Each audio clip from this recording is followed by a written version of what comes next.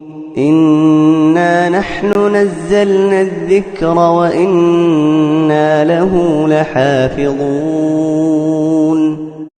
بے شک یہ کتاب نصیحت ہم ہی نے اتاری ہے اور ہم ہی اس کے نگہبان ہیں۔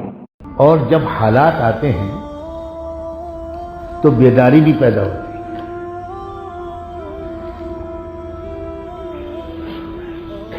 بعض وقت حالات کا آنا بہت مفید ثابت ہوتا ہے، کیونکہ قوم سو رہی ہوتی ہے، لیکن جب ظلم تشدد شروع ہوتا ہے، دہشت گردی شروع ہوتی ہے، تو ہر طرف ایک فکر پیدا ہوتی ہے، پوچھنا شروع کرتے ہیں کہ ہمیں کیا کرنا چاہیے، ہمیں کیا کرنا چاہیے۔ سب سے اہم بات یہ ہے کہ ایک قومی فیصلہ ہمیں کرنا چاہیے۔ دیکھیں میں ایک مثال دیتا ہوں، جو حالات آج ہمارے ملک میں آ رہے ہیں یہ ان سے بہت کم ہیں جو کئی ملکوں میں بہت پہلے آ چکے ہیں، ابھی بہت کم ہے۔ آپ جانتے ہیں کہ ایک بہت بڑا ملک تھا، ایک عالمی طاقت تھی ہمارے زمانے ہی میں، جس کا نام تھا سوویت یونین۔ اس میں وہ ممالک شامل تھے جو صدیوں اسلام کا مرکز رہے، حدیث اور فقہ اور تفسیر کا مرکز رہے۔ اس میں وہ ممالک تھے جہاں کے امام بخاری، جہاں کے امام مسلم، جہاں کے امام ترمذی، جہاں کے بڑے بڑے محدثین اور فقہاء۔ لیکن دن بدلے، حالات بدلے، غفلت ہوئی، بہت کچھ ہوا، پھر ایسی طاقتوں کے قبضے میں یہ ملک آئے کہ جنہوں نے 100% پورے ملک میں مسجدوں پہ تالے لگا دیے، مسجدوں میں گدھوں اور گھوڑوں کے استبل بنا دیے، مسجدوں میں شراب خانے اور کلب کھول دیے، مکتب مدرسہ بند کر دیا۔ ایک بھی بچہ یا بوڑھا، مرد یا عورت اگر قرآن پڑھتا ہوا نظر آتا تھا تو 20 سال کی جیل ہوتی تھی۔ قرآن کا ایک ورق کسی گھر میں اگر پکڑ لیا جاتا تھا تو وہ گرفتار کر لیا جاتا تھا۔ سب بین ہو گیا، نماز نہیں پڑھ سکتے، اذان نہیں دے سکتے، قرآن نہیں پڑھ سکتے، کسی کو پڑھا نہیں سکتے۔ کن حالات میں وہاں کے لوگ جیے ہیں وہی لوگ سنا سکتے ہیں جن پر گزری۔ اللہ اکبر، مگر سلام ہو ان اللہ کے بندوں پر، ان حضرات نے، ان میں سے کئی علماء، کئی مشائخ، کئی لوگوں نے اللہ کی توفیق سے ایک فیصلہ کیا اور یہ کہا کہ اب کچھ بھی ہو، کچھ بھی گزر جائے، ہم ایمان اور قرآن کو اپنے سینے سے لگائے رہیں گے اور اپنے بچوں کو پڑھا کر رہیں گے، چاہے کچھ بھی جھیلنا پڑے۔ کیا کیا شکلیں انہوں نے اختیار کی؟ سب سے پہلے 1993 کی بات ہے، وہاں سے پہلی جماعت آئی ہمارے ملک میں۔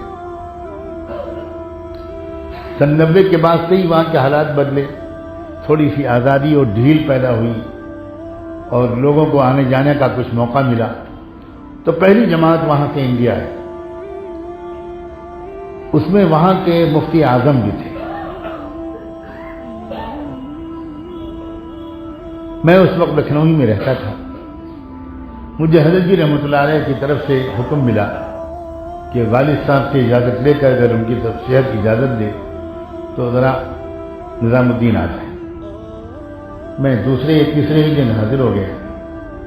تفصیل سے حضرت نے بتایا کہ یہ پہلی جماعت اس ملک سے آئی ہے اور اس میں مفتی اعظم بھی ہیں، 2-3 نوجوان طلباء بھی ہیں، باقی 4-5 لوگ اور ہیں۔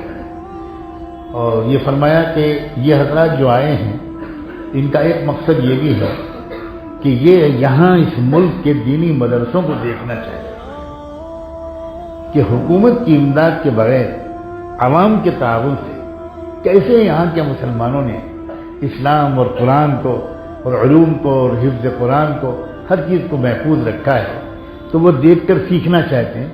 اور اب جا کر ان کے ملک میں تھوڑی آزادی ملی ہے تو عوام ہی کے تعاون سے اپنے ملک میں مکتب مدرسے کا نظام قائم کرنا چاہتے ہیں۔ تو مجھ سے فرمایا حضرت نے کہ ہماری رائے یہ ہے کہ 10 دن کا وقت آپ دیں اور ان کو لے کر ملک کے بڑے بڑے مدارس میں ان کو لے کر جائیں، تو دعوت کا کام بھی سیکھیں یہ اور مدارس کا نظام بھی اچھی طرح سمجھیں۔ مجھے آپ کو سنانا صرف اتنا ہے کہ جن کو لے کر میں پہلے دن نکلا تو ایک دن کا قیام دلی شہر میں دلی کے احباب کے اصرار پر طے ہوا تھا۔ ہم لوگ دلی کے کسی مسجد میں تھے، بالکل ابھی پہلا کام تعلیمی حلقہ شروع ہوا، تو میں تو سوچ بھی نہیں سکتا تھا کہ یہ نوجوان بچے جو 2 ان کے ساتھ آئے ہیں یہ قرآن پڑھ سکتے ہوں گے، اس لیے کہ یہ تو اس ملک سے آئے ہیں جہاں کے قرآن کے پڑھنے پر سخت پابندی ہے۔ تو ان کے استاد نے، مفتی اعظم نے ان میں سے ایک بچے سے کہا کہ بیٹا تم قرآن پڑھو۔ اب کہ اس نے قرآن پڑھا تو روح وجد میں آ گئی، شاید زندگی میں کبھی اتنی کم عمر بچے سے اتنا اچھا قرآن سنا، بہترین انداز سے اس نے قرآن پڑھا۔ پھر دوسرے نے بھی ویسے ہی پڑھا۔ خیر تعلیم کا حلقہ مکمل ہوا تو میں نے ان سے پوچھا کہ ہم نے تو یہ سب سنا تھا کہ وہاں تو اتنی سخت پابندیاں ہیں اور یہ بچے کہ پرانے زمانے کے تو نہیں ہیں، تو یہ تو اتنا بہترین قرآن پڑھ رہے ہیں۔ تو جو انہوں نے سنایا تھا وہ میں آپ کو سنانا چاہتا ہوں، اس امید کے ساتھ کہ انشاءاللہ آپ کی بھی ہمت بڑھے گی۔ انہوں نے کہا کہ شیخ کیا بتائیں، اللہ نے یہ جو قرآن کے بارے میں کہا ہے کہ ہم نے ہی اس قرآن کو اتارا ہے اور ہم ہی اس کی حفاظت کرنے والے ہیں۔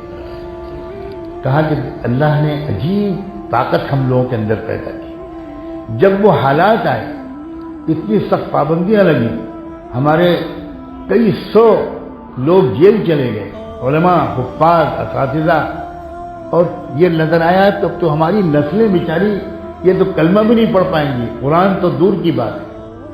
تو ہم لوگوں نے طے کیا کہ کچھ بھی ہو جائے گا، ہر گاؤں اور قصبے اور شہر میں ہم وہاں کے حالات کے حساب سے انتظام کریں گے کہ ہمارے ہر بچہ اور بچی قرآن پڑھے۔ تو کیا انتظامات کیے؟ انہوں نے کئی قسم کے سنائے، میں ایک سناتا ہوں۔ انہوں نے کہا کہ انہوں نے اپنے بارے میں کہا، ہم نے اور ہمارے ساتھیوں نے جو انتظام کیا، اور اسی طرح ملک میں بہت سے لوگوں نے یہی انتظام کیا کہ ہم لوگ فجر کی نماز سے پہلے اندھیرے میں ایک مصنوعی جنازہ لے کر نکلتے تھے، جس میں کوئی میت نہیں ہوتی تھی، جنازہ ہوتا تھا، اور 8، 10، 12 بچے لے کر نکلتے تھے اور 1 یا 2 استاد ہوتے تھے، اور ایسا دکھاتے تھے کہ جیسے ہم جنازہ لے کر جا رہے ہیں، اور وہاں قبر تیار ہوتی تھی، قبر کھودتے تھے یا تیار ہوتی تھی، اور قبر کے اندر اتر کر موم بتی کی روشنی میں ایک استاد 4-6 بچوں کو بیٹھ کے قبر میں پڑھاتا تھا، اور ایک آدھ آدمی ہمارا باہر کہیں رہتا تھا۔ جب کوئی اجنبی آدمی آنے لگتا تھا تو ہم کو اطلاع کر دی جاتی تھی، تو ہم جلدی جلدی ان بچوں کو باہر نکالتے تھے اور ایسے مٹی ڈالنا شروع کرتے تھے کہ جیسے ابھی ابھی ہم نے تدفین کی ہے اور اب ہم قبر کو تیار کر رہے ہیں۔ جب وہ چلے جاتا تھا وہ آدمی، تو اکثر سرکاری آدمی ہوتا تھا، تو جب وہ چلا جاتا تھا اطمینان کر کے کہ اچھا ڈیڈ باڈی ہے، لاش ہے، جنازہ ہے، اوکے ٹھیک ہے، بالکل ٹھیک ہے، کیا ہو گیا سب؟ وہاں ہو گیا۔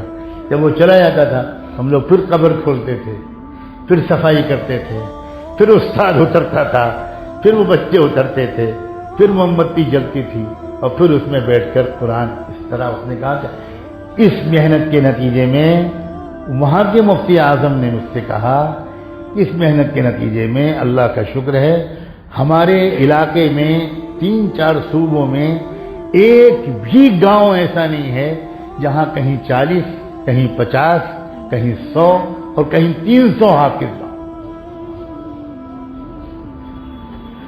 اللہ اکبر! کیا اس بات کا یہ نتیجہ نہیں نکالا جا سکتا کہ اگر ہم کچھ طے کر لیں تو دنیا کی کوئی طاقت ہم سے ایمان کو نہیں چھین سکتی؟